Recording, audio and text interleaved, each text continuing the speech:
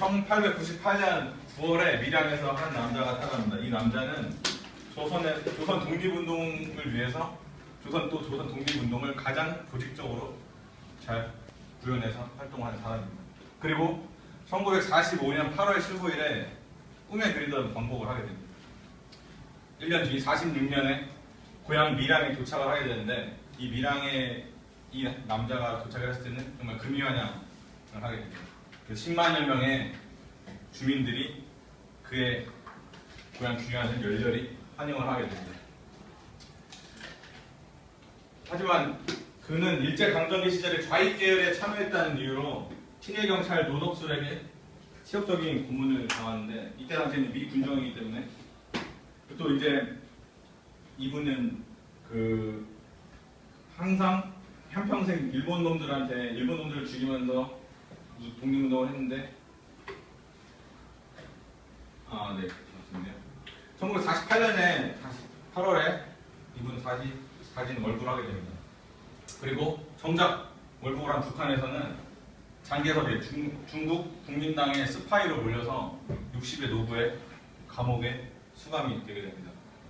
그리고 신세를 한탄하다가 그는 옥중에서 결국에 목숨을 끊게 됩니다. 그는 바로 누구냐면 독립운동가인 약산 김원봉 선생입니다.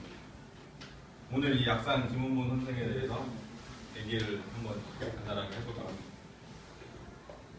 조선의 독립을 위한 세 가지 움직임이 있었는데 외교로는 이제 국제사회에서 우리가 이제 독립을 해야 된다고 이렇게 좀 쉽게 말하면 PR을 하는 거죠. 그리고 이제 준비로는 우리는 아직 실력이 없다. 교육이나 이런 데 좀 더 준비를 해야 된다. 그리고 세 번째 무장투쟁론. 조선의 땅은, 조선의 독립은 조선의 힘으로 길러야 된다. 근데 이제 1919년 3월 1일 이후에 이 모든 것이 바뀝니다.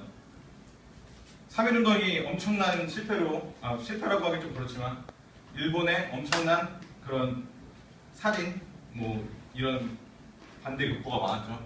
그래서 김원봉은 1919년 11월에 의열단을, 여러분들이 아시는 의열단을 만들게 됩니다. 의열단은 11월 만주 지린성에서 조직된 항일무력 독립운동단체인데 이 어려운 생각을 가지고 열렬히 실천하는 단체라고 그렇게 생각하시면 됩니다.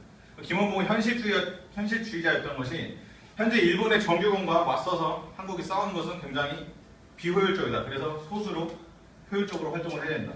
결국 김원봉의 의열단은 폭력이 평화의 유일한 수단이었다는 약간 좀 아이러니한, 하지만 이 강도 일본이 조선을 훔쳐간 것이기 때문에 우리는 그것이 이제 테러리즘이라고 말할 수는 없는 거죠. 부산경찰서, 종로경찰서, 그리고 조선총독부 폭탄 투척, 이게 의열단의 활동들입니다. 가장 크게 나온 활동들입니다. 도쿄 일본 왕궁에 폭탄을 투척했지만 아쉽게 실패했습니다. 그리고 여러분들 아시는 나석주의사는 동양척식 주식회사에 폭탄을 투척하게 됩니다. 이런 의열단의 활동들이 이 백범 김구에게도 영향을 주게 되는데, 예전에는 무장투쟁운동이 약간 힘을 실지 못했다면 이제는 전면적으로 나오는 거죠. 그래서 이제 한인애국단에서 여러분들이 가장 잘 알고 계시는 이제 윤봉길 의사의 이제 홍보공원에서 물병 폭탄을 던진 그런 것을 가장 기억이 나실 거고, 또 이제 이봉창 의사의 일왕 폭탄 투척, 아쉽게도 이것도 실패로 끝났지만 우리나라가 이 의열단 활동처럼 무장 독립 운동을 위해서 열심히 훔쳤습니다. 그런데 김원봉은 의열단 활동을 계속 하다가 이대로 계속 소수로 효율적인 활동은 좋긴 하지만 조직적으로 뭉쳐야 된다고 해서 9개 당들을 통합을 해서 조선민족혁명당이라는 당을 창당을 하게 됩니다. 1935년이었죠. 근데 조선민족혁명당의 산하 조직인 이제 여러분들이 아시는 조선의용제라는 것이 있어요. 근데 이제 그들은 이제 중경과 화북으로 두 개로 나눠지게 되는데, 이건 이제 중국도 그 당시에 내전이 있었기 때문에 이렇게 두 갈래로 나눠지게 됩니다. 그래서 이제 중경은 김원봉이 있는 조선의용군은 이제 한국 광복군에 편입이 되게 되고요. 화북 지역의 조선의용군은 북한으로 편입이 됩니다. 이제 이념적으로 달랐는데 아무튼 그렇습니다. 그리고 이제 1945년에 8월 15일에 우리가 해방이잖아요. 근데 김원봉 그 당시에 한국 광복군의 부사령관으로 있었습니다. 그래서 이제 김구와 김규식에게 김원봉이 이제 같이 한국광복군과 조선의용군 화북에 있는 거랑 같이 연합을 해서 들어가자, 우리가 독립을 쟁취하자라고 했는데 김원봉이 사회주의 계열에 참여했다는 걸, 그리고 또 사회주의자들과 손을 잡을 수 없다는 이유로 반대를 하게 됩니다. 그리고 정작 또 북한에 가게 됐지만 스파이를 몰려서 또 처벌이 됐죠. 그래서 가장 우리가 여기서 좀 비통하긴 하지만 이 진정한 혁명가는 빨간 곳과 파란 곳에서도 어느 곳에서도 자유로울 수 없다는 것을. 제가 오늘 얘기하고 싶은 건 이거 하나입니다. 남북이라는 정치 체제가 무착화되기 이전에는 오로지 우리는 민족의 해방과 독립이라는 역사적 사명이 있었을 뿐이지 이념이 먼저 오는 것이 아니었어요. 그러니까 그 공산주의자들이나 그 자본주의나 뭐 이런 그것도 아나키스트들 이런 모든 사람들이 한국의 독립을 위해서 싸운 것이지 그런 이념의 뭐 선전이나 이런 걸 통해서 한 것이 아니었다는 것이에요. 우리는 강도 일본에게 나라를 되찾으려는 하는 그런 액션만 있었을 뿐입니다. 자, 이제 대충 김원봉 선생의 약산 김원봉 선생의 제가 소개를 해드렸는데, 그럼 이제 지금 거의 70년이 지났는데 이곳이 바로 밀양 생가터입니다. 여기는 공사판이고요. 아무런 표식이 없습니다. 근데 여기 잘 보시면 이 조그만 비석이 있는데 이것만이 이곳이 김원봉의 생가터였다라는 것을 증명하고 있습니다. 그래서 이제 제가 이 비석에 나온 이것을 제가 이제 타이핑을 했는데, 이 작은 비석 하나에 나온 글이 뭐냐면 이제 앞으로 나오게 될 겁니다.